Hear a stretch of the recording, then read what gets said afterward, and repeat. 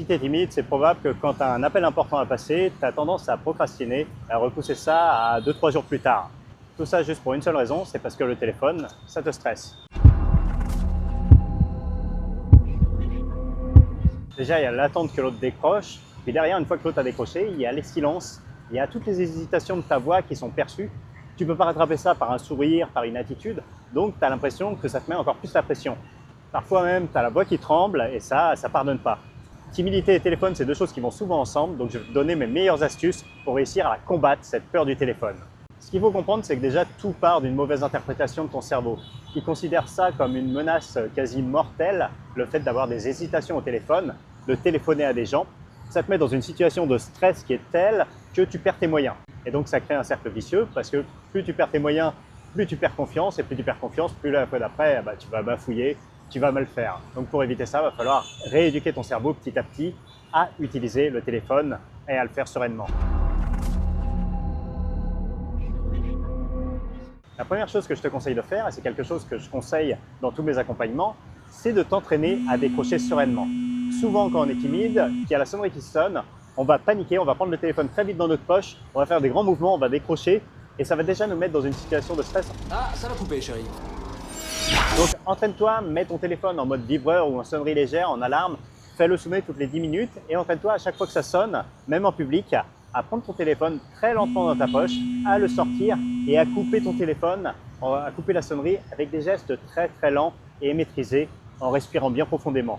Déjà ça va te calmer un petit peu et ça va diminuer ton stress de 20-30% quand quelqu'un t'appelle. Ensuite, un exercice que j'aime bien faire et que je te conseille de faire, ça va être d'appeler ton propre numéro. Alors pourquoi tu vas faire ça? Tu vas être sûr que personne ne décroche et ça t'entraîne à appeler les gens. Donc tu vas pouvoir t'appeler et laisser un court message. Ça te permet de faire des sortes de petits jeux de rôle où tu vas pouvoir laisser des messages soit personnels, soit professionnels. Tu vas pouvoir t'entraîner et petit à petit, tu vas pouvoir augmenter la difficulté en faisant ça même en public. Là, comme moi, tu vois, je suis dans la rue, là, près du canal, près d'une grande rue. Bon, tu fais ça comme ça en marchant. Au début, tu fais ça dans un endroit plutôt désert. Ensuite, tu fais ça dans un parc et puis après, tu fais ça en pleine rue. Comme ça, tu t'habitues à utiliser ton téléphone dans différents endroits, mais sans qu'il y ait personne qui te juge à l'autre bout du fil.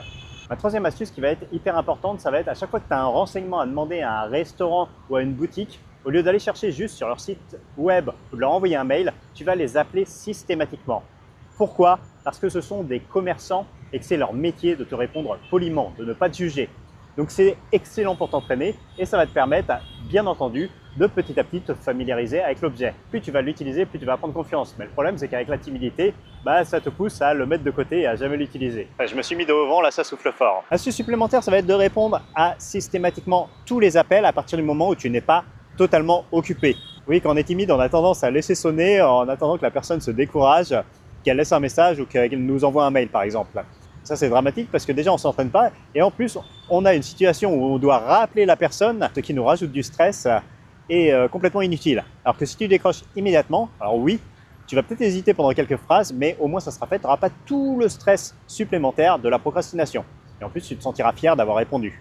Une règle qui est importante et je conseille aussi à tous mes élèves, c'est la règle des 3 secondes. C'est-à-dire quand tu dois appeler quelqu'un, tu prends ton téléphone en main et une fois que tu es dans ta page contact, tu n'as que 3 secondes pour appuyer sur le bouton pour appeler les gens. Pourquoi ça? Parce que sinon, si tu ne le fais pas une fois avec ton téléphone en main, tu vas avoir tendance à essayer de te répéter dans la tête ce que tu vas lui dire. Ok, je vais lui dire ça et ensuite il va me répondre ça et peut-être que je vais pouvoir lui dire ça. Et en fait, ça augmente le stress. Une conversation, ça ne se passe jamais à 100% comme prévu. Donc, tu vas sortir ta phrase, déjà qui ne va pas sonner naturelle parce que tu l'as trop répété. Et l'autre ne va pas répondre exactement ce à quoi tu t'attendais et ça va complètement te paralyser, te faire perdre le peu de moyens que tu avais déjà. Donc c'est catastrophique, essaye d'éviter ça.